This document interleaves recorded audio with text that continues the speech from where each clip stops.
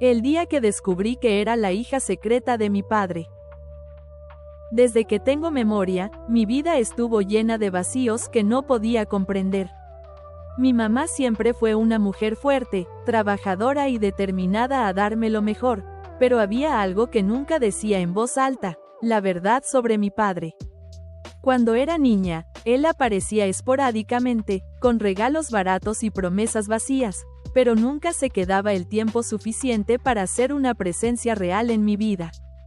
Con el tiempo, aprendí a no esperarlo, a no depender de él y a hacerme a la idea de que mi familia estaba compuesta únicamente por mi mamá y yo. Mi mamá siempre soñó con tener una hija. Antes de que yo naciera, perdió un bebé, y eso la marcó para siempre. Supongo que por eso, cuando conoció a mi papá, se aferró a la idea de que tal vez él podía llenar el vacío que tanto la atormentaba. Pero la realidad fue muy distinta. Él ya tenía una familia, una esposa y 4 hijos. Lo que ella y yo representábamos en su vida era un secreto, una doble vida que él nunca tuvo el valor de enfrentar. Desde que nací, mi papá jamás fue una figura presente. Mi mamá se encargó de todo, me cuidó, trabajó duro para mantenernos y, cuando no podía estar conmigo, me dejaba con niñeras o con una tía. A pesar de todo, nunca me hizo sentir que me faltaba algo, hasta que un día, la verdad empezó a desmoronarse frente a mis ojos.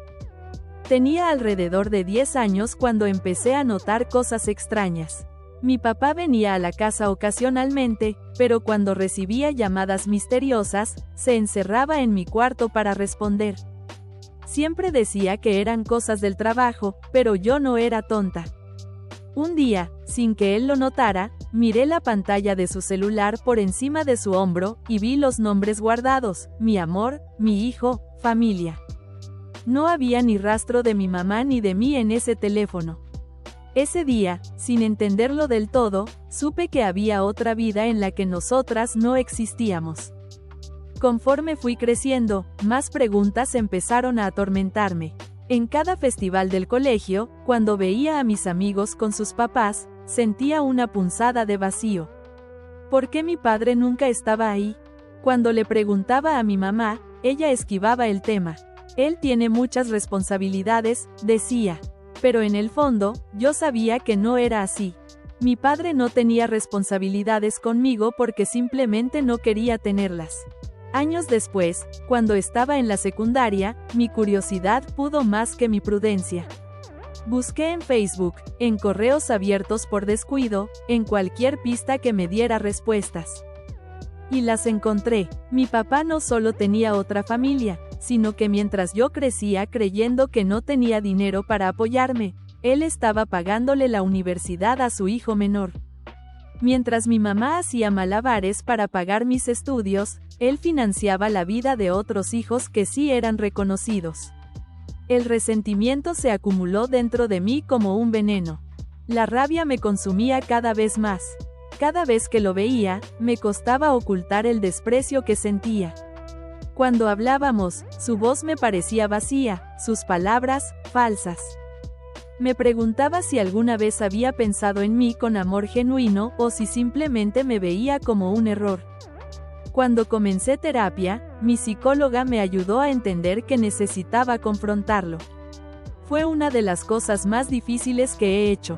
No sabía si quería escucharlo, pero tenía que hacerlo.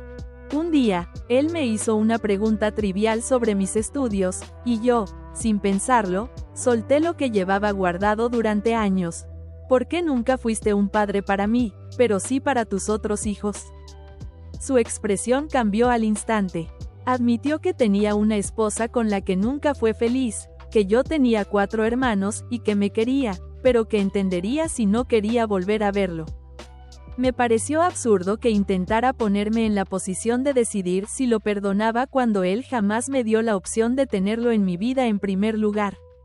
Intenté preguntarle por mis hermanos, si podía conocerlos, pero su respuesta fue inmediata: eso solo traería problemas. Fue en ese momento cuando comprendí que, para él, yo siempre había sido un problema que debía ocultar. No una hija, sino un secreto. Poco tiempo después, mi mamá, con la misma dignidad con la que me había criado, le dijo a mi papá que ya no quería seguir en su vida. Que si venía a la casa, era únicamente para verme, nada más. Yo apoyé completamente su decisión. Para mí, él ya no tenía cabida en nuestra familia. Entonces, en un intento de redimirse, intentó acercarse a mí, diciendo que aún amaba a mi mamá.